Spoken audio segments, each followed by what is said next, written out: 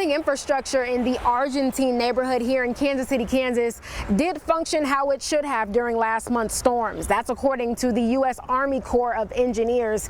There was still a lot of destructive damage to people's properties out here. I sat in a neighborhood meeting just days after the storm, and officials said it would take about 2 weeks for an update on how this happened.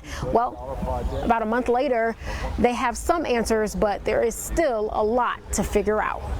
After the floodwaters receded in Argentine and the neighborhood was cleaned up, questions remain about whether anything could have been done to prevent the extent of the damage. We wanted to make sure, cross T's and dot I's, that all of our infrastructure was in place and working properly, and I was pleased to say we did. The unified government has been working with the Army Corps of Engineers to get to the root cause.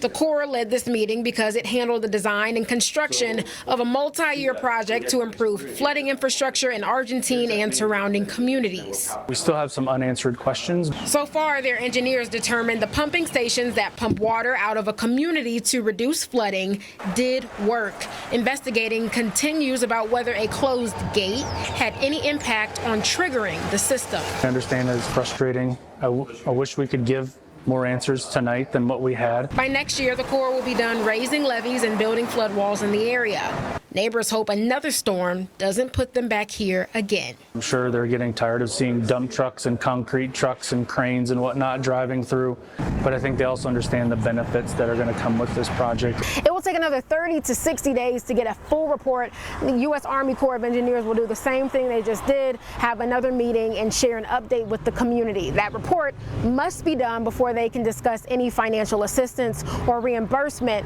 to people who were impacted. Alyssa Jackson, KSHB 41 News.